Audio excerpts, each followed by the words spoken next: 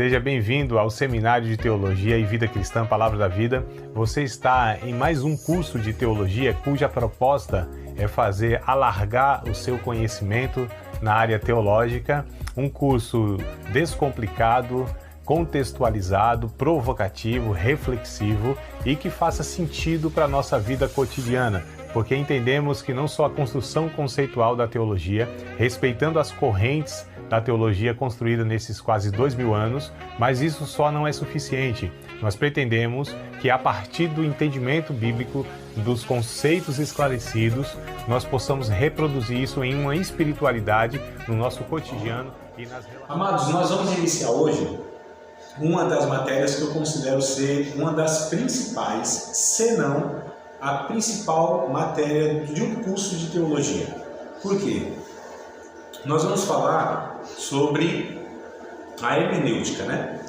Existe a hermenêutica em outras áreas. A hermenêutica no campo jurídico, né? Por exemplo, que é a arte e a ciência de interpretar textos. No nosso caso, a hermenêutica bíblica. Então, nós vamos interpretar, ver as regras de interpretação dos textos bíblicos. Visto que a Bíblia é um conjunto de 66 livros que possui duas línguas principais. O Antigo Testamento, majoritariamente o hebraico, algumas poucas porções em aramaico, e o Novo Testamento, majoritariamente também em grego, né? Poucas porçõezinhas lá em outra língua, como por exemplo o próprio aramaico, o hebraico e alguma coisa em latim. Mas isso muito pontualmente, né? Majoritariamente é o grego, especificamente o grego koiné, que significa comum. Tivemos 5 gregos, né, ao longo da história, e o que se falava na época de Jesus e o que foi escrito a Bíblia é o grego comum, é o popular, é o mais acessível. E então a gente vai estudar os textos dentro de uma cultura, nós vamos ver o que é a expressão idiomática, só faz sentido naquele contexto, enfim. Então a gente vai aprender uma série de regras que elas necessariamente precisam ser aplicadas, tá? A Bíblia ela não pode ser tratada como uma interpretação pessoal. Eu acho que é isso. Não, amado. Essa fala, esse pensamento, ele tem que ser, de fato, tirado na nossa compreensão, eu acho. Nós não temos direito de achar coisa nenhuma a respeito da Bíblia. Nós precisamos investigar, e a nossa tarefa quando eu falo isso, alguns irmãos ficam meio assim, mas a nossa tarefa e o apóstolo Paulo já morreu, foi um bocado de tempo, né? Mas a nossa tarefa é fazer uma exumação. A gente tem que procurar o defunto de Paulo, cavar lá, achou ele, abrir a cabeça dele, do apóstolo Paulo, por exemplo, e ver o que tinha na cabeça dele quando ele escreveu isso e aquilo.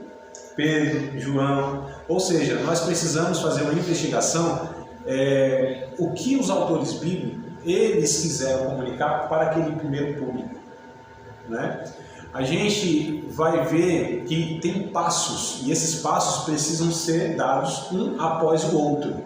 Você tem essas regras e elas precisam ser respeitadas. Quando a gente não considera isso, uma série de outras coisas que nós vamos pontuar, possivelmente o produto final vai ser um equívoco na compreensão. Sendo um equívoco na compreensão, será um equívoco na aplicação. E aí nós, compreendendo de uma forma equivocada, nós vamos praticar de uma forma equivocada. Então há um risco muito grande. André, mas eu tenho fé que pode ser assim, eu sinto no meu coração que é assim, Deus falou comigo, que a gente tem esse negócio, né? Deus falou comigo isso, não, amado. Se Deus falou conosco é porque a Bíblia ela já tem falado. E Deus só usa a sua palavra para se comunicar conosco, embora possa ser com meios diversos. Mas o conteúdo é o que Deus já revelou na sua palavra. E nós não temos revelação. Deus me revelou, a gente ouve, né? Deus me revelou tal coisa. Não. Não existe mais revelação a seres humanos. O que pode haver hoje é a iluminação do Espírito Santo a partir da revelação bíblica. O cânon está fechado. Deus não usa mais nenhum homem para revelar a sua palavra e a sua verdade. Usa homens para trazer a iluminação por meio da instrução, do aconselhamento e do ensino. Então são termos que a gente precisa ajustar para a gente compreender tudo isso, tá? André, mas se eu creio naquilo, Deus não honra a minha fé? Não. Deus só tem compromisso com aquilo que Ele falou na sua palavra. não que o pregador, o professor, o pastor fala. Então eu posso falar alguma coisa que Deus não disse. Deus não honrará a minha fala. Deus tem compromisso com a sua palavra, não com o que eu falo a respeito, ou com o que eu falo, né? Aquilo que eu entendo ser a palavra de Deus e não é. Então a gente precisa tirar os ruídos e a gente precisa chegar o mais próximo daquilo que Deus comunicou. E aí a gente vai ver um monte de coisa que nós falamos que não é palavra de Deus. Não sendo palavra de Deus, Deus não se compromete com a sua palavra. As pessoas vão se agarrar a falsas esperanças, vão muitas vezes abraçar promessas que Deus nunca fez, não é, amados? E isso é muito sério, tá? Então percebam aqui que a matéria já começou, né? A gente começa com uma piada, um quebra-gelo, não, aqui é desse jeito aqui, tá? Mas daqui a pouco eu solto, vocês sabem disso. Vamos lá, mano. Deixa eu só pegar aqui. Mas fique à vontade, tá? A gente tá interagindo aí. Vamos lá. Então, como interpretar a Bíblia, né? Bora lá, tem... Passa ou não passa? Vai? Isso. Aqui que eu não estou chegando na hora. Vamos conceituar, né? Hermenêutica. E hermeneu, né? A hermenêutica, o termo hermenêutica vem desse verbo aqui, ó. Hermeneu. São todos, como eu disse, termos da língua grega, tá? A princípio. E o hermeneu tem o significado de interpretar ou explanar. Então, hermenêutica é a arte da interpretação. Arte e ciência. Arte porque envolve, né, virtudes e peculiaridades humanas. Ciência porque tem regras, como a gente falou, existem regras, tá?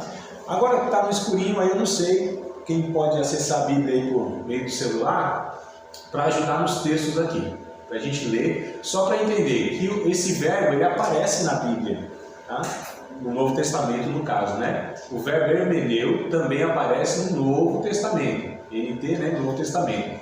Em Lucas, por exemplo, capítulo 24, verso 27, se alguém puder consultar na Bíblia, confirmar, fazer a leitura. E começando por Moisés e todos os profetas, explicou-lhes o que constava a respeito dele em todas as escrituras.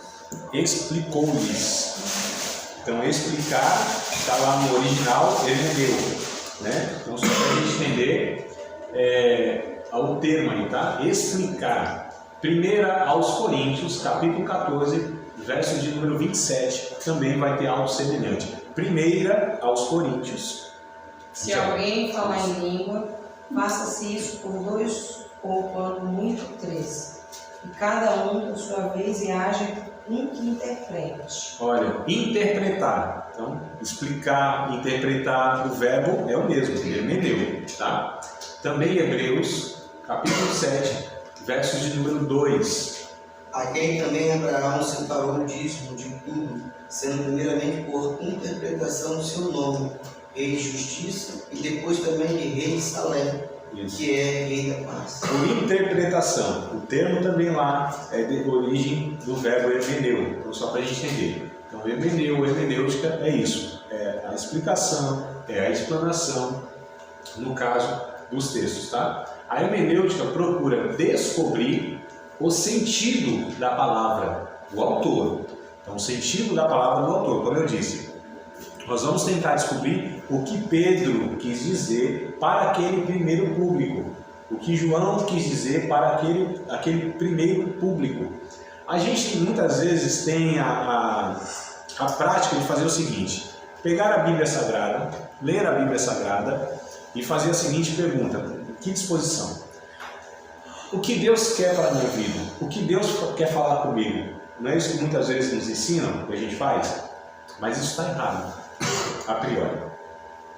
Nós devemos pegar a Bíblia e fazer a seguinte pergunta: o que Deus, através desse escritor, desse autor, quis comunicar para aquele primeiro público? Isso a gente chama de sentido da palavra. O que queria dizer o autor, isso é o sentido da palavra.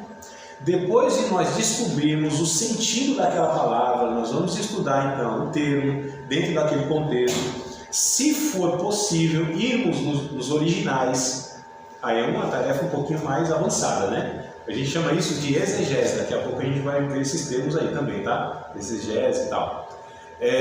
Então, primeira coisa, descobrir o sentido. Descobrir o sentido, tá. Então, o apóstolo Paulo quis falar lá para os irmãos da cidade de Filipos, isso.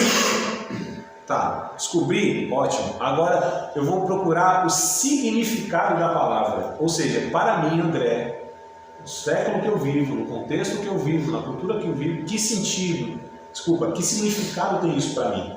O que isso me comunica? Percebam, amados, esses são os passos. Se for invertido, vai dar ruim. Se for invertido, se a gente trocar essa ordem, é possível que a gente vai interpretar de uma forma equivocada. Então, é exatamente isso. Depois a gente vai colocar isso tudo na prática, essa teoria toda. A gente vai, não, funciona mesmo. O interessante é isso, né? Aí eu peguei um exemplo aqui, ó, muito simples, que é o Provérbios, capítulo 25, verso 11. Está escrito, pelo menos em uma versão, né, que eu peguei. Como maçã de ouro em salva de prata, assim é a palavra dita a seu tempo. É interessante, queridos, que as versões, elas vão nos ajudar demais, porque você tem versões que são mais arcaicas, os termos, né? Por exemplo, a gente pega uma revista Almeida e Corrigida, que é essa que eu tenho aqui, ó. É uma das piores que tem no mundo, no sentido de, é a que eu tenho, que eu uso. É porque a gente, né, minha mãe dela, a gente se familiariza, né? Eu falo, quando eu quero pesquisar essa aqui, eu lido com essa daqui desde 1999. Então eu sei onde está escrito, de canto que está, eu sei de tudo aqui, né? Não tem marca índice aqui, mas eu abro, eu sei, eu vou procurar tal livro, eu ponho o dedo lá, vai sair no livro, né? Então eu estou familiarizado, mas assim, eu tenho diversas outras versões, mais contemporâneas, melhores. Quando tem versão melhor, tem pior? Tem.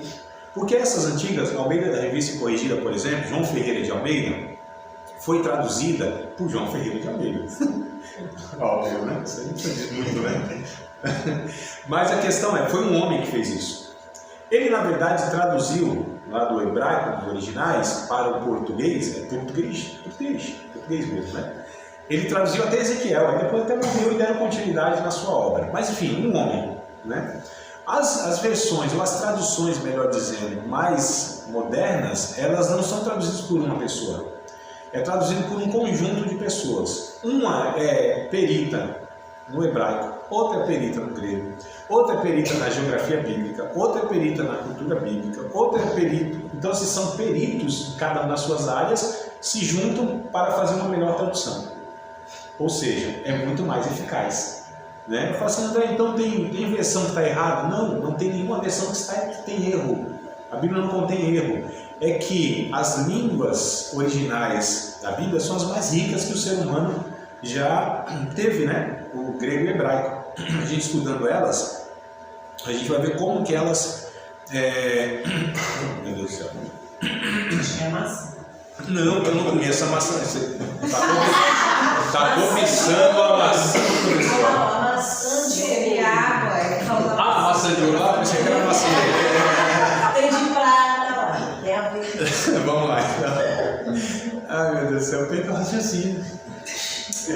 Tá falando do quê? Isso. Então, quando a gente estuda, por exemplo, os termos hebraico e grego, a gente vai ver como é rico, como é profundo o significado, né? Como é específico. A gente estuda a língua portuguesa, não que eu seja, né? Eu tenho minhas dificuldades, inclusive, muito grandes na minha própria língua. Mas a gente tem o termo manga. Quando eu falo para vocês manga, o que vocês entendem? Manga de roupa. Sabe, manga enfeitador, que se chama manga também. Quem é do Nordeste da minha terra, a gente fala, você está mangando Deus. O que eu quero dizer é que um termo ele pode ser aplicado e tem múltiplos, né, significados. Nessas línguas, não. Possivelmente, a gente vai ter uma palavra específica para cada coisa. Então, é muito mais rica. E quando vai se traduzir para qualquer língua, não só português não, do hebraico, do grego, você tem limitações.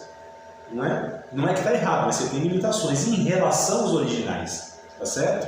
Então, acontece, as versões elas vão contribuir para uma melhor compreensão. Tem melhores versões do que outras, linguagens mais contemporâneas. Eu leio hoje, por exemplo, na língua portuguesa: mancebo, não é boa a vossa concupiscência. Xingou, né? Falou, o que é isso? Está xingando agora, professor? Né? Não é boa, 1 Coríntios, capítulo de número 5, não é boa a vossa jactância.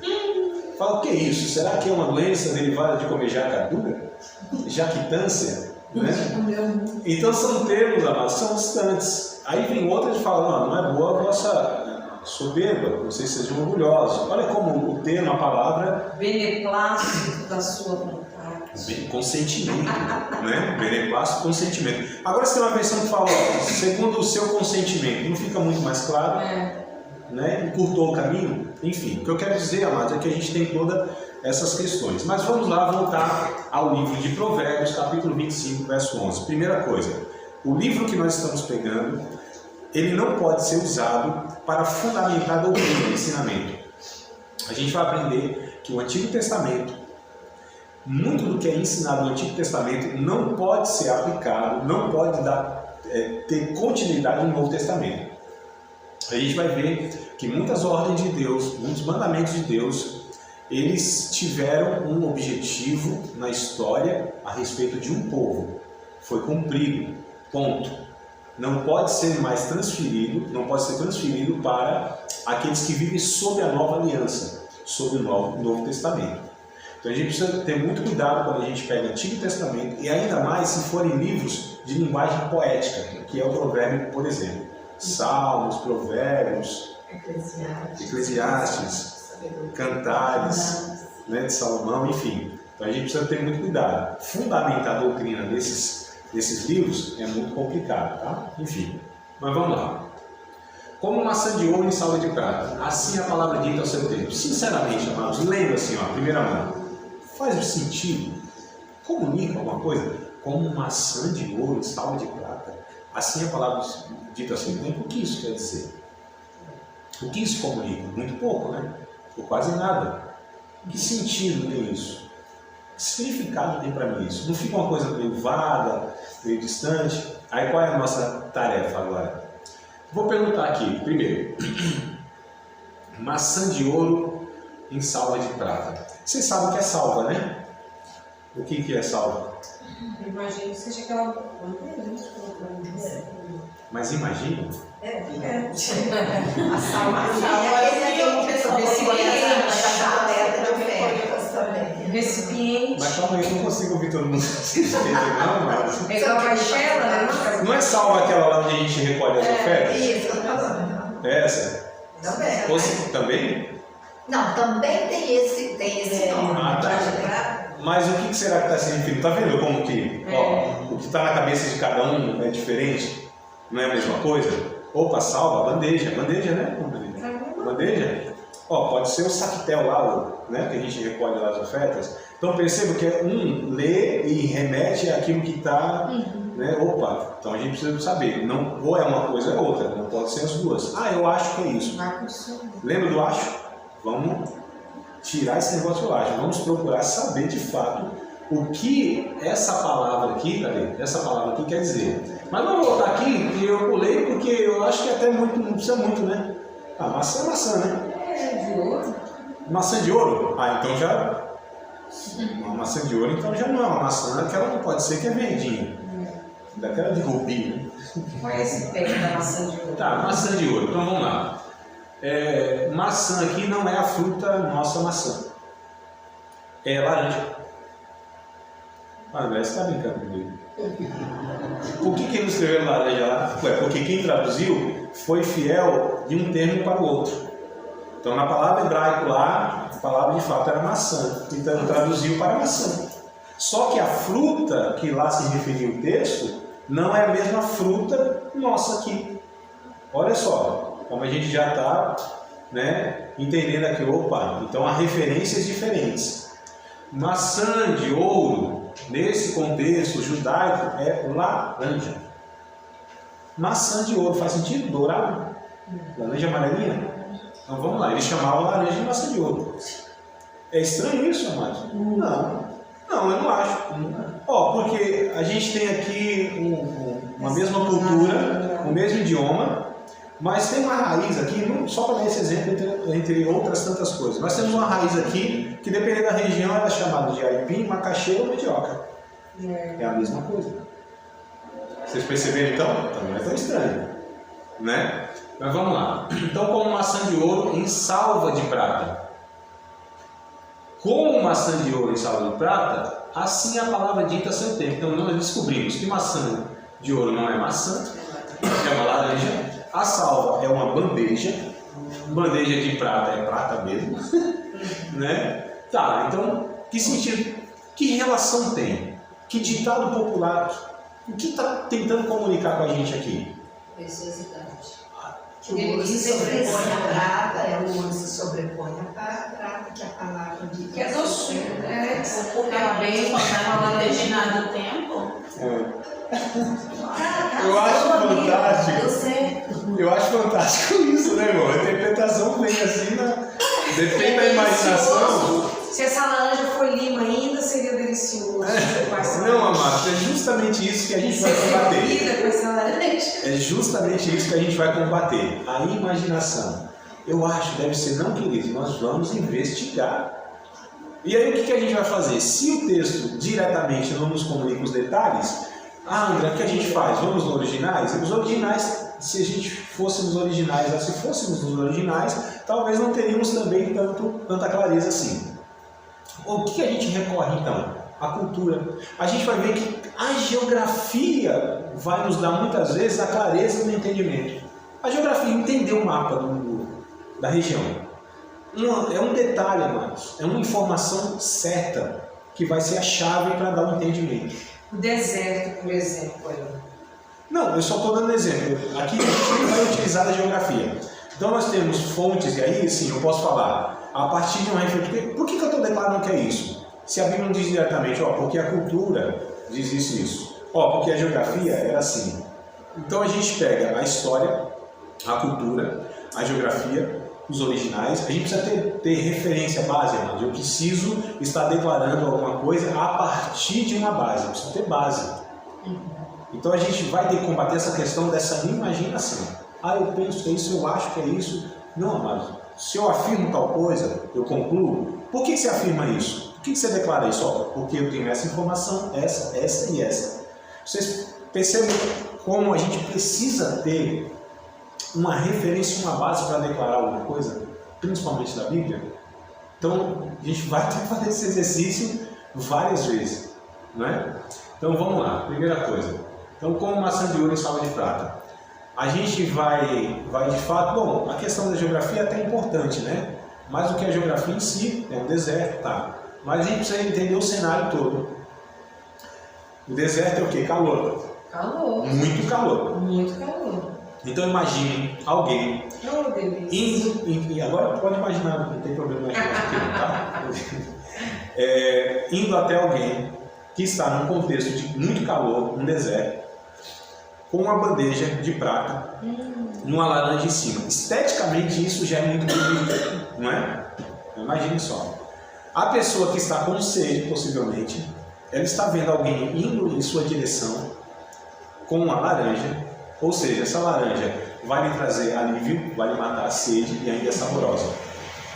Da mesma forma que essa pessoa recebendo essa fruta, né, tudo isso já é muito harmônico e belo. O cenário todo, o contraste, né, do dourado com a prata, a sensação de que vai ser aliviado. Da mesma forma, é uma palavra que é dita no tempo oportuno, traz refrigério, traz alívio para a pessoa. Fez sentido agora? Sim. Vocês perceberam como uma informação simples, ela vira uma chave e a gente compreende então o que quer dizer. Então agora está tranquilo. Como maçã de ouro e salva de prata, assim a palavra dita ao seu tempo. Então já sei, o que o texto quer dizer é que uma palavra, ela dita no momento oportuno, ela traz alívio para a pessoa. Simples, né? Mas se nós não temos essa informação simples, a gente fica na imaginação, a gente fica na dedução, a gente fica como a gente diz na academia, né? A gente diz no termo bem polido, viajando na maionese. Né? Tudo bem, queridos? Mas aí, André, por exemplo, aqui na versão daqui diz assim, olha, a palavra certa, na hora certa, é como um desenho de ouro feito em cima de prata. Mas aí o texto, ele está invertido, né? Que já trouxe a explicação antes. Então, a palavra certa, no momento certo. Então, isso é como... Aí ele compara o contrário do que está aqui, né? É como esse desenho, porque também traz beleza. também é agradável à vista. A relação é sempre essa questão, que uma palavra ela vai trazer um benefício para outra pessoa. Uma palavra certa no momento certo. É isso que gira a mensagem. E olha só como uma versão já pode contribuir para uma compreensão melhor. Né? Tudo bem, amado? Vamos lá. Vocês vão descobrir que o galo não era gato, mas daqui a pouco. O quê? O galo não era gato. Vamos ver se a gente vai aqui no próximo slide. Meu pai amado, eu baguncei toda a situação. Mas vamos lá, que eu me acho. Eu me perco, mas eu me acho. Eu acho. Tomara que eu me ache. Vamos ver. Tá tudo no escuro aqui, não viu nada, né? Será que eu vou precisar que alguém acenda aí? Não, né? Acho que não. Vou ver. Você te uma lanterninha. Ah, tá. Também uma lâmpada pra acender a lanterna na frente. Cadê? Tá aqui. Ah, eu pensei que tá aqui. Eu pensei que era. Não era tudo. Vamos lá, deixa eu ver agora. Então, pode apagar, Marlos. Obrigado, viu? Deus usa vocês também aí no fundo. Deixa eu ver se vai parar. Vai parar. Vamos lá. Então vamos lá, ó. Hermenêutica e exegese, né? Hermenêutica é como um livro de receitas. Hermenêutica é como um livro de receitas, com regras de como fazer um bolo. Só uma comparação, tá? A exegese é a preparação do bolo. Então, só pra gente, ó. Hermenêutica é um livro de receita com regras para fazer um bolo.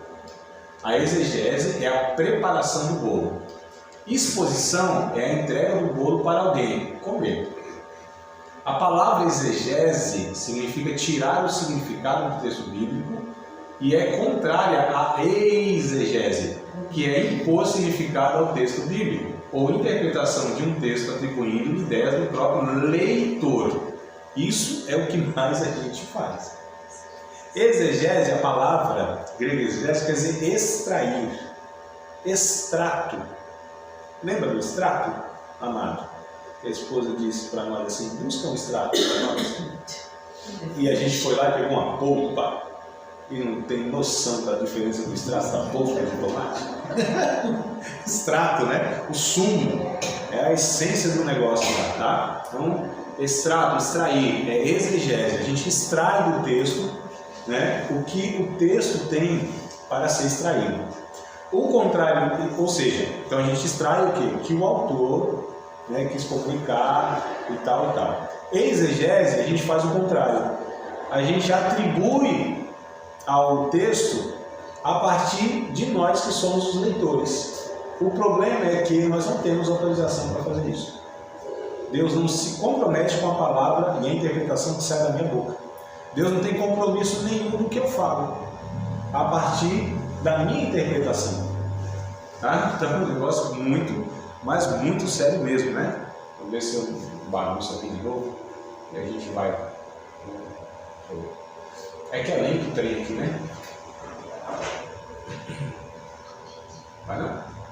Tá no pause. Pause quer dizer que está pausado. Agora sim. Meu pai. Mas tá lento demais, agora vai. Deixa eu ver se pausa. Vamos lá, ó. Só pra gente entender aqui, ó. Tá vendo, ó? Exegese. Eu extraio da Bíblia o sentido, né, o texto, o que de fato o autor quis comunicar e trago a minha compreensão. A exegese eu tiro da minha mente fértil e coloco na Bíblia. Eu acho que, né?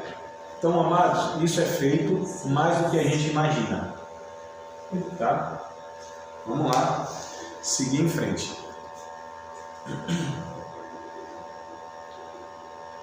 Tem um aviãozinho ainda pousando.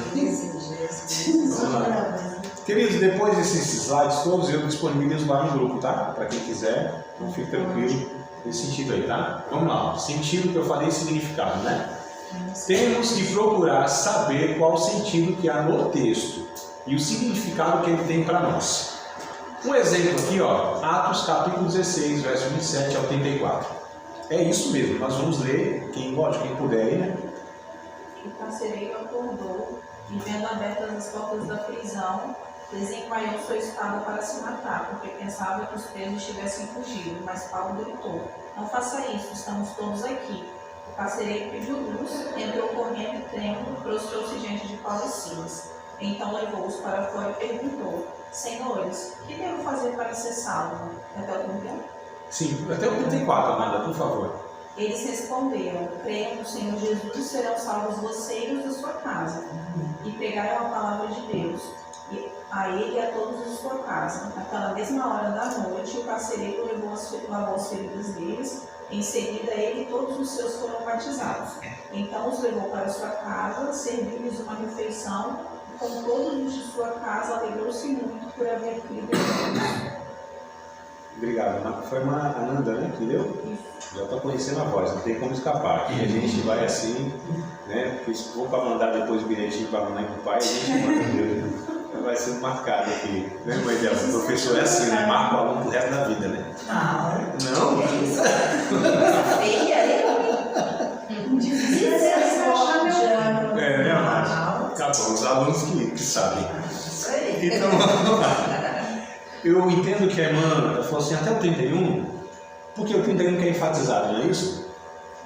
Crer no Senhor Jesus Cristo, será salvo tu e a tua casa. Colocado na faixa da festividade do final de semana, e o pregador prega sobre o 31, né? Muitas vezes descontextualizado. E eu fiz isso aqui de propósito, peguei todo o texto, o recorte, a gente chama isso de perícope, né? Então um recorte que a gente faz, mas um recorte completo. A gente tem também uma mania muito feia de pegar tirinhas, sabe? André, mas você não fez isso com provérbio? O provérbio, inclusive, muitos provérbios são de fato máximas, né? Frases que trazem lá uma ideia. Mas outros textos da Bíblia, principalmente de livros históricos ou doutrinários, eles precisam ser lidos e compreendidos num todo, num contexto. O texto pode ser o 31. O contexto é o que vem antes e depois, ou seja, do 27 ao 34. Então o texto precisa ser compreendido dentro do contexto para não gerar pretexto, né? É o que a gente fala, né? Então o texto sem contexto gera pretexto.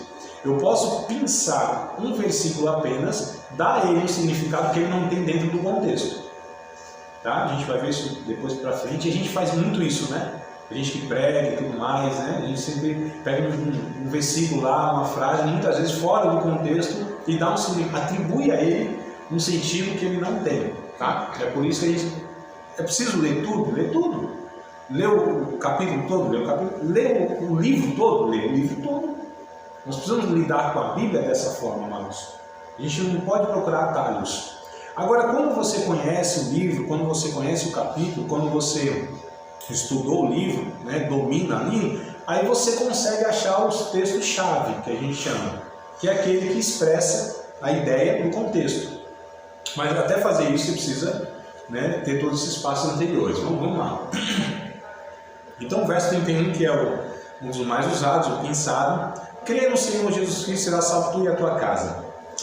O que eu ouço comumente é, após esse versículo, crê no Senhor Jesus Cristo, será salvo tu e a tua casa, o pregador, o expositor, ele declara: olha, isso é uma promessa de Deus para a sua vida. Se você crê em Jesus, Deus vai salvar a tua casa. Qual é o problema dessa declaração? É porque o texto não autoriza a eu declarar isso. Isso não é uma promessa, tá? Esse texto ele é descritivo e não normativo. O que isso quer dizer? Esse texto não é uma regra, não é uma norma, não é uma promessa a todos os crentes em todas as épocas. Isso seria normativo, é uma norma, é uma regra. Pode ser aplicado a todos os crentes em todas as épocas. O texto descritivo, ele apenas está descrevendo, está narrando um fato histórico que aconteceu lá. O Antigo Testamento, principalmente, tem muitos livros históricos, muitas narrativas históricas. Olha só que coisa curiosa. A doutrina espírita, ela ensina que há reencarnação e que há contatos com os mortos. E a base disso, inclusive, é o livro de Samuel. Que o texto lá está escrito que Samuel apareceu lá e falou e tal, com Saul, aquela coisa toda. Está escrito. Falando, André, está escrito, não foi Samuel que apareceu? Não foi. Como que a gente afirma isso? No próprio texto, né? No próprio contexto, melhor dizendo, isso é possível a gente chegar nessa conclusão como no macro. O que eu quero dizer no macro? Ou seja, a Bíblia ela não tem contradições. A Bíblia ela fala em outras partes que é impossível esse contato com os mortos. Então, olha só que coisa interessante. Eu interpreto não só o micro, eu preciso entender o macro.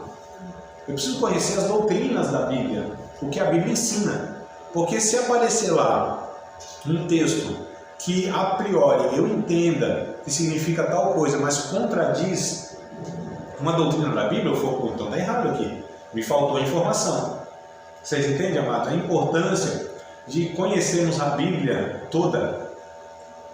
Interpretar a Bíblia não é para qualquer um no sentido que não exige a dedicação, mas é para todos aqueles que se dedicam a buscar dessa forma que nós estamos propondo aqui, né? Só para a gente entender. Então, esse texto, amados, ele não é uma promessa. Ele não pode ser aplicado como promessa. A minha fé não vai garantir a salvação da minha família. A salvação, ela é do indivíduo. Eu posso contribuir com o testemunho, com a oração e com a pregação da palavra. Mas a minha fé não vai fazer com que o outro seja salvo. O grande problema é, André, mas se a pessoa crê... Não é questão de crer ou não crer. A questão é que se Deus prometeu aquilo ou não. Se Deus não prometeu, a pessoa pode morrer de crer morrer. É que não vai alterar o que Deus propôs, revelou na sua palavra. Vocês entendem, amados?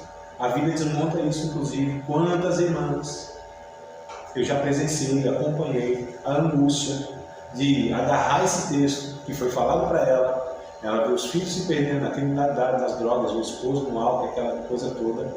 E ela disse, não, mas Deus disse que se eu crescer eles vão ser salvos. E morrem. Eu já vi isso aos montes. Né? A vida desmonta e o próprio contexto não autoriza essa questão, tá? Então, é aqui, ó, é meio frustrante. A gente vai ver algumas coisas que vão nos frustrar aqui, tá? Não é uma promessa para todos os que creem ter seus familiares salvos. É apenas uma descrição de um fato histórico. Mas o que ele quer dizer para nós? Aí a gente pode fazer o segundo exercício. Primeiro nós descobrimos o que quis comunicar para aquele público. Quem falou? O apóstolo Paulo, não foi? Para quem? Carcereiro. Quando ele disse, crê no Senhor Jesus, será salvo tu e a tua casa, houve lá dois livramentos, por assim dizer, duas salvações. Primeiro, o carcereiro, isso é entendido pela cultura. É simples, os livros vão falar isso tranquilamente. O carcereiro era responsável pelos presos, né? Se os presos fugissem, ele pagaria com a sua vida e também a sua casa. E a sua casa não é apenas esposa e filhos, não. Quando diz casa, envolve os empregados e todos que faziam parte lá. Lídia foi salva com a sua casa. Ela tinha empregados. Então foi salvo Lídia e todos aqueles que pertenciam, que estavam sob a responsabilidade dela, ela era uma empresária lá e tal, né?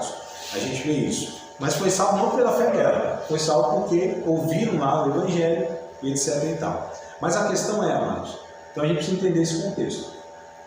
Implicou salvação da pena capital, porque Paulo disse, não se mata não, ia se matar. Não é isso que diz o texto? Ia se matar. Paulo disse, não faça isso tal, nós todos estamos aqui. Não fugiu ninguém não. Os cascos todos abertos, mas... Aí ele falou, crê no Senhor Jesus, será salvo tu e a tua casa. De fato, naquela noite, eles aceitaram o Evangelho e foram batizados. Também foram salvos para a eternidade. Como foram salvos, né, ou foram livres daquela situação da pena capital. Tá, mas o que isso quer dizer para nós? Aí é a segunda pergunta que a gente deve fazer e buscar essa aplicação. Mas eu não passo mais para frente, tá bom? Posso ir para frente, amados? Então vamos lá. Senão acho que está meio assim. Ô André, você vai desanimar tanta gente assim? Jamais. Mas a palavra de Deus já. Ó, uma coisa básica, né? Começamos com a gramática. Eu gostaria que alguém achasse o Isaías 57, 21. Principalmente nessa versão mais Almeida Revista Corrigida, né? Nas mais atuais, isso aqui já está facilitado. Mas vamos pegar essas mais antigas, que é para a gente ver que faz uma diferença enorme. A gente vai começar pelo básico, leitura, que a gente fala que é observação. Eu observo, eu interpreto e eu aplico. Mais para frente eu vou trazer de novo esse pensamento. Eu observo, eu interpreto, eu aplico. O que é observação? Leitura. Ler. Eu já vi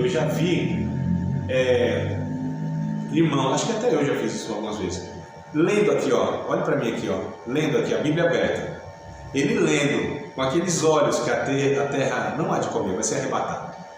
Lendo aqui, ó.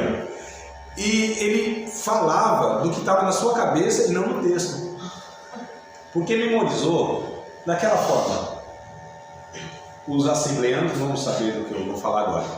Tem um hino na harpa cristã que é aquele lá, é o mais famoso, é o 15. Quem é pentecostal? Conversão, né, mano? É.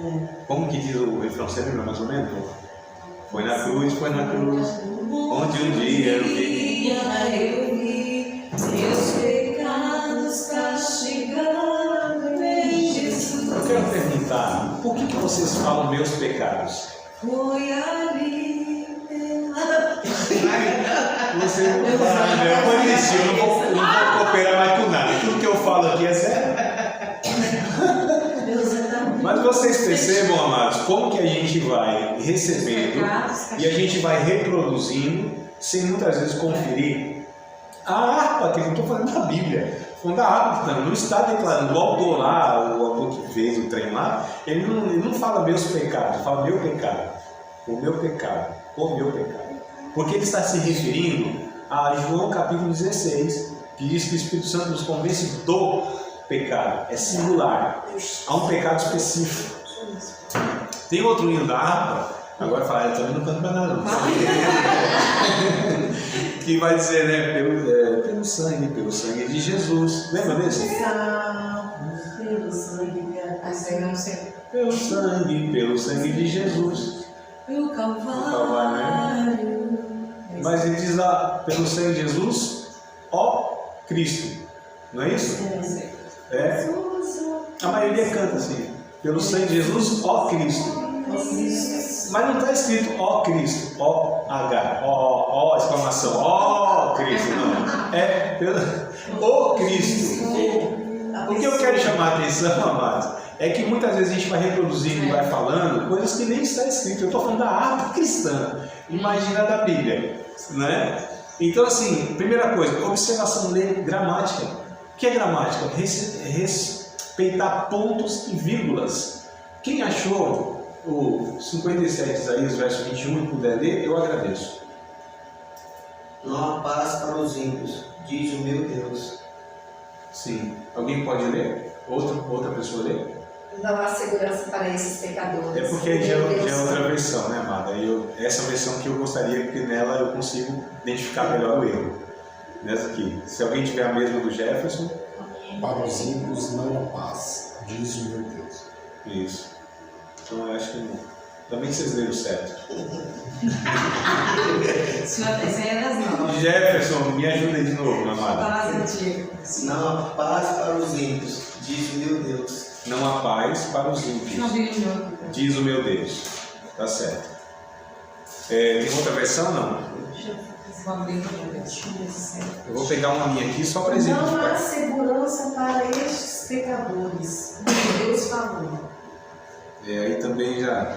A versão aí já não. Não há paz para os ímpios, diz meu Deus, igualzinho. Igual, né? Tá. Deixa eu pegar a minha aqui, que é uma das piores do mundo. 57 e 21, né? Eu quero só fazer um exercício aqui de como é possível a gente alterar o significado quando a gente altera vírgula e ponto final, essas coisas. Esse é o meu propósito aqui, ó. Os ímpios, diz meu Deus, não tem paz. Na minha assim. Os ímpios, diz o meu Deus, não tem paz. Vou ler novamente, sem mudar nada, tá? Não vou acrescentar nenhuma palavra. Os ímpios diz, o meu Deus não tem paz. Meu pai não acredita. Os ímpios diz o meu Deus não tem paz. Eu alterei alguma palavra aqui? Acrescentei alguma coisa? Acabou, Então, se eu altero pontuação, se eu não respeito a pontuação, olha como a gente pode mudar o significado. É básico isso. Estarás comigo, hoje te digo, né? Estarás comigo no paraíso. Exato. É o pepino que dá lá com os adventistas, né? É isso aí. Gênesis, capítulo 24, verso 21. Então vou pegar minha versão aqui, que parece que é a pior do mundo, e eu consigo estar fazendo esse exercício aí. 24 e 21 de Gênesis. 24. Normalmente em silêncio, para saber que o Senhor Aqui diz assim, não posso dizer nada. Vamos lá. E o varão, admirado de vê-la, calando-se, para saber se o Senhor havia prosperado a sua jornada ou não. Ó, vou aqui ler de outra forma, sem acrescentar nenhuma palavra, nenhuma letrinha, nada, tá? O varão estava admirado de vê-la calando-se, para saber se o Senhor tinha prosperado a sua jornada ou não. Mudei o significado? Sim. Ó, o varão estava admirado de vê-la calando-se. Ou seja, o Damasceno Eliezer viu lá a Rebeca, né? A Rebeca, o que eu li, o entendimento é esse. O varão, vendo a Rebeca, ficou admirado de vê-la calando-se, ela calada, para ver se o Senhor tinha prosperado a sua jornada ou não. Não é esse o significado que eu dei? Agora, se for aqui, o varão estava admirado de vê-la. Ele viu, estava admirado de vê-la, a Rebeca. E ele calando-se para ver se o Senhor tinha prosperado a sua jornada ou não. Percebam, queridos, que uma simples vírgula, a pontuação, que a gente chama de gramática, se ela não for respeitada, a gente vai ter dificuldade já aí de interpretar, porque a gente leu errado.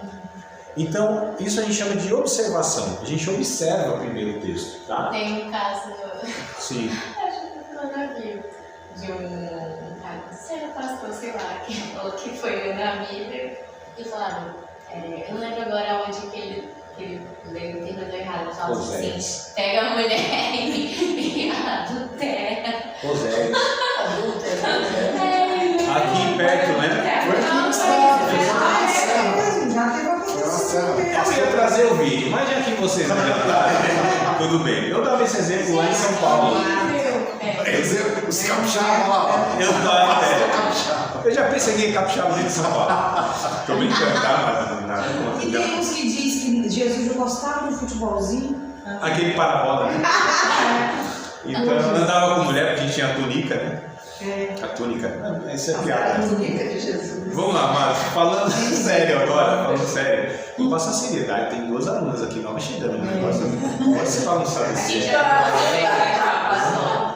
gente já te viu pregar na igreja. Que não é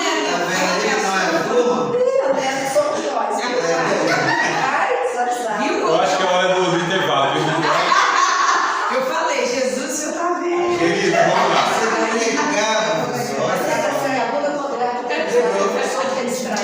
Eu vou orar com vocês no final, tá? A turma agora pode se soltar, ela já conhece. Então, queridos, vamos lá voltar aqui para a seriedade do negócio. Eu perdi o raciocínio. Meu Deus, Viu? Tô brincando. Vocês estão brincando. Eu estou tentando aqui ministrar aula, não são do Espírito. se mudar uma vírgula, se mudar um ponto. Exato, não, agora voltou a inspiração. Esse caso aí, ele pegou Oséias, né? E olha que coisa interessante, a reportagem é uma reportagem, na verdade, né? O repórter, eu entendo que não é crente, etc e tal, estuda teologia, mas ele tem uma leitura básica.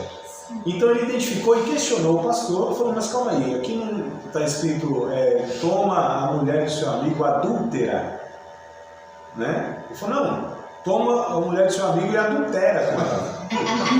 Não tinha, o acento muda, mano. Um acento mudou de fato o significado e muda o texto. Fala, não, mas a questão era caráter, era safado. Não, tudo bem, concordo. Mas eu digo assim, percebam que você mudou lá e muda o significado. Aí ele olhou, né, na reportagem, pensando bem, tem que ver e tal. Mas o repórter, com a leitura, não precisa de teologia, não precisa de estudo, nada. Uma leitura da língua portuguesa, respeitando um pouco de vírgulas, ele falou, não, calma aí, não é adultera, é adúltera. Não é? Então, só para a gente ver a seriedade desse negócio aí. Então, olha, nós devemos fazer várias perguntas ao texto antes de declarar qualquer coisa, né? Porque a gente fala isso aqui, né? Assim diz o Senhor, Deus está dizendo isso, a palavra de Deus diz isso. E a gente pensa que é o porta-voz de Deus, dizendo que Deus está dizendo um monte de coisa, e Deus vai sempre falar, eu não me responsabilizo por nada disso aí. Eu não falei nada, não. Não, é sério. Não, é sério. A gente fala muitas vezes em nome de Deus, e Deus fala, eu não falei nada, não me responsabilizo por tua conta e risco. E a gente vê um monte de gente se agarrando em mensagens que não procedem do Espírito Santo, queridos. Isso é muito sério, não é? Porque quando eu e o André, no culto de domingão lá, tem um monte de gente, eu falo, olha, Deus diz assim, a palavra de Deus diz assim, as pessoas estão acreditando, é a palavra de Deus. Elas abraçam aquilo, agarram aquilo com todas as suas forças e carregam para a vida. Agora, olha a seriedade, o grande problema. Se Deus não autorizou eu falar aquilo porque Ele não disse aquilo na palavra. E aí, amados? Satanás também usou palavras de Deus. Descontextualizadas. Exatamente. Então, usar a Bíblia, citar a Bíblia, não quer dizer que nós estamos pregando a palavra de Deus. Vocês percebem como é sério isso aqui? Não é? E aí, as pessoas muitas vezes estão ouvindo um monte de mensagem, todos os dias e tal, e elas estão recebendo placebo, sabe? Estão recebendo alimentos sem nutrientes. Ou seja, irmãos, não estão sendo nutridas espiritualmente, não estão sendo direcionadas pelo Espírito Santo de Deus. Isso é muito grave, isso é muito sério. Pregar a palavra, falar em nome de Deus é uma responsabilidade absurda. Não é uma coisa simples. É por isso que quem vai pregar precisa ser uma pessoa que tenha, no mínimo, uma noção mínima da Bíblia, das suas doutrinas. É muita responsabilidade. Se eu pudesse, eu jamais exerceria essa. Tiago diz, não queiram ser mestres muito de vocês vão receber mais duro juízo. É juízo do povo e de Deus. Né? Quanta coisa eu errei e falei errado e não tem como juntar as penas que foram espalhadas pelo vento. E aí, amados? Então a gente precisa entender que pregar a palavra, principalmente num culto, principalmente, né, para um público, isso é grande responsabilidade, não é qualquer um não, amados. A gente muitas vezes é irresponsável, estou evitando de usar essa palavra, são palavras duras, né? Temerário. Piorou, né, mano? Porque nem todo mundo acha que sabe a intensidade desse termo. Imprudentes. Às vezes a gente acha que, não, prega a palavra só lá que Deus vai te dar e vem do céu, é só orar e buscar Deus. Não, mano, é um negócio muito mais elaborado, muito mais sério, tá? Então, qualquer pessoa pode pregar, desde que ela se dedique, sim. E se for vocacionada por Deus, também. Se não, amados, não deve, a gente não deve. Eu não aceitaria jamais, se eu precisasse de um transplante de coração. Chegasse no hospital, eu ia no mínimo procurar saber quem que vai fazer esse transplante, quem é o médico. Aí se apresenta lá um rapaz, dialeto, brancão, aquela coisa toda. Isso é esse aqui. Ele é o cirurgião? Não. Mas ele tem grande experiência no açougue. Não, ele sabe de órgãos, ele conhece, ele sabe fazer tudo, ele vai fazer. Ele tem experiência com órgãos. Né? Não vai não. Jamais tem que ser um cirurgião dos bons. O cara estudou e é especialista naquilo. Mas não pode ser, então, se for médico, tá, não. Aí eu exagerei também, né? Açougueira. Mas assim, um ginecologista vai fazer um transplante de coração. Também não. Mas estudou medicina, tá? Estudou medicina, mas não para aquilo. Né? Por que a gente se contenta com pessoas que não dedicam a sua vida a estudar a palavra, a alimentar as nossas almas? Por que a gente admite e a gente se contenta com pessoas que não levam a sério o estudo bíblico e eles pregam para as nossas vidas? Por que a gente admite isso? Só para pensar, só para refletir, tá bom? Vamos lá. Qual é a hermenêutica perfeita? Quando a gente faz as perguntas, e detalhe, faz as perguntas e precisa ter as respostas. Primeira pergunta, o que? Segundo, quem? Terceiro, por quê? Quarto, quando, onde e como. Depois de todas essas perguntas respondidas, aí nós chegamos a uma conclusão. Então, o que? O que está escrito? O texto, gramática. O que está escrito? É isso aqui, ó. O que está escrito? É isso aqui, está escrito mesmo? É isso, está certinho, ponto, vírgula. Não é adultério, é adúltero. Não é parado de vê-la calando-se, é parado de vê-la calando-se. Então, a gente primeiro faz a pergunta do texto. O que está escrito? Quem escreveu? Contexto imediato. Quem foi que escreveu aquilo lá? Foi Paulo? Foi Pedro? Foi Moisés? Foi Josué? Quem foi? Quem é o autor daquilo? Quem pregou aquilo? Quem ensinou aquilo? Tá? É importante a gente saber. Por que? Contexto maior. Por que aquilo foi escrito? Em qual contexto foi escrito? Por que Paulo disse às irmãs, ou à igreja lá em Corinto, que as irmãs teriam que ter um véu na cabeça? Por quê? O que Paulo estava... Aquilo é uma doutrina? Serve para nós? Depende, tem igreja que acha que sim, e assume isso como doutrina. E o ósculo santo, o beijinho na bochecha, está no mesmo também? Vocês percebem? Então a gente precisa descobrir, né? E fazer perguntas. Por que isso foi escrito? Por que Paulo, por que Pedro falou isso aqui? Isso aqui é um texto descritivo. Isso aqui, ele teve uma função de instruir apenas aquele público, ou também pode ser aplicado para nós como comportamento? Então, perguntas. Por quê? Quando? História bíblica. Quando isso foi escrito? Qual a época? Né? Nessa época, qual era o contexto histórico? Espiritual? Se era lá no Antigo Testamento, algum rei, quem era o rei, qual era a ocasião. É importante a gente saber todo o cenário, para a gente ter, quanto mais informações, mais vai contribuir para a gente chegar ao entendimento daquele texto. André, você está ficando muito trabalhoso. Mas é isso aqui, não tem atalhos. É isso, né? Onde? Geografia bíblica. André, mas a geografia vai ajudar? Vai, a gente vai ver depois, vocês vão... Eu pensei que não tinha nada a ver, você estava falando um monte de groselha, um monte de coisa, não tinha nada a ver, mas depois a gente vai ver, tudo isso aqui, ó, é aplicado mesmo, é executável, exequível, né? Então, onde foi escrito? A localidade muitas vezes vai ser determinante para a gente entender o texto, tá? Como? Cultura bíblica. Olha a cultura. Então maçã de ouro não era maçã, era a bendita da laranja. A cultura, a gente precisa entender o que eles queriam falar quando eles usavam tais termos. Amados, expressões idiomáticas a gente vai ver, talvez uma aula só, ou metade de uma aula, eu vou só trazer para vocês expressões idiomáticas. Só faz sentido naquele contexto cultural. Tá? Expressão idiomática. Dos nascidos de mulher não tem maior do que João Batista. Tá de brincadeira comigo? Ninguém não vai nascer de mulher. Tem alguém que não é nascido de mulher aqui nesse recinto? Por favor, se retire. Você é um extraterrestre? Mas perceba, é uma expressão idiomática dos nascidos de mulher. E tem outros mais, amados, tá?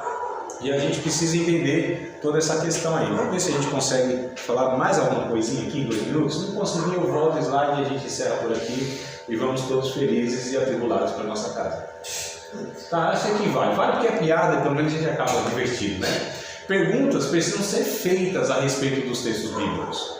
Menino, Jesus disse, se alguém te oferecer a face, oferece a outra face. Opa, menino, Jesus disse, olha eu aqui todo errado. Se alguém te bater, oferece a outra face. Pastor, e se a gente for nocaute? Tem que explicar a piada para mim. O que eu quero dizer aqui com essa brincadeira, com essa tentativa lúdica, que é o seguinte: a gente faz pergunta, a gente fala, mas quem está ouvindo faz perguntas. Não é isso? Jesus disse, hein, que se te bater numa face, oferece a outra. Mas não perguntas. Mas em tais ocasiões, isso aqui como se aplica?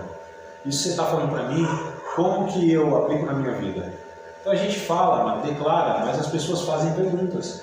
E a gente precisa ser o mais claro, mais objetivo, mais contextualizado possível. Que até a outra parte dessa matéria, que é a homilética, que vai nos ensinar isso. Como a gente expõe a compreensão que nós tivemos do texto bíblico. Como pregar. Eu posso perguntar para os irmãos aqui que ministram na nossa igreja, se eles sabem que tipo, que estilo, que categoria de sermão eles usam. Possivelmente, alguns não vão saber identificar. Você tem o topical, o temático e o expositivo. Não é? É importante, amados, nós sabermos, entendermos o porquê. Até a gente pode fazer o negócio certo. Talvez nos ensinaram, a gente copiou alguém e fazia certo, a gente está fazendo certo. Mas é muito bom quando a gente entende o porquê nós estamos fazendo aquilo, o porquê nós estamos declarando aquilo.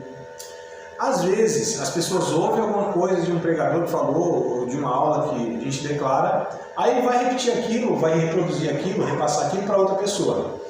Aí a gente fala geralmente das conclusões, né? As conclusões. Aí a pessoa vai lá e fala, ó, isso aqui que eu aprendi, ou isso aqui, tal, tal. Mas me explica um pouco mais. Aí fica difícil, porque há uma limitação. Porque não houve uma compreensão de um todo. Apenas foi pego a conclusão e foi repassado. O ideal é que a gente entenda o porquê que nós estamos fazendo aquilo, pensando aquilo, declarando aquilo, amados. Deus quer nos instruir nesse nível, nessa profundidade. Que nós compreendamos a sua palavra, apesar das nossas limitações, cada um de nós temos, né, as limitações, mas que nós compreendamos de uma maneira que a gente faça entendendo o porquê está fazendo aquilo.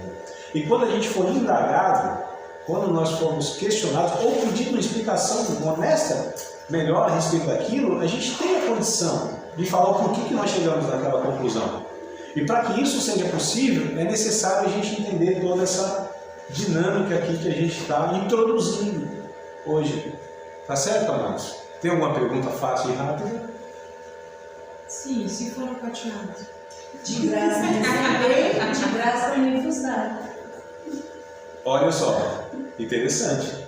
Porque às vezes fala assim, e aí André, você está cobrando pelo curso e... Errou. Olha só, amados. Aí eu falo, então, exatamente a pessoa que pensa que precisa estudar, porque está falando uma coisa totalmente descontextualizada, não se aplica à ocasião. A letra mata. Pronto. Outro que está precisando fazer o curso para estudar, porque está aplicando, está interpretando, está observando totalmente errado. Vocês percebem, amados? E a gente tem essas compreensões todas equivocadas pelo simples fato de não seguir esses passos. quando você ouve dizer que toda sabedoria humana é diabólica, toda sabedoria humana é diabólica. Por que é concluído, é concluído todos esses pensamentos? Pelo simples fato de não compreenderem a Bíblia de fato o que ela está comunicando, transmitindo, ensinando, amados. Então nós temos infelizmente uma aversão muito grande ao estudo. Estou falando da cultura do brasileiro no geral. Quando isso vem para a religiosidade, para a religião, para a igreja, piora. Porque a gente coloca assim que a razão ela é oposta à fé.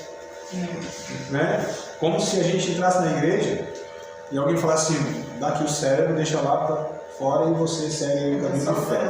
Segue o coração. Nem sabendo que o coração envolve também o pensamento. Não é o órgão, não apenas remete ao sentimento.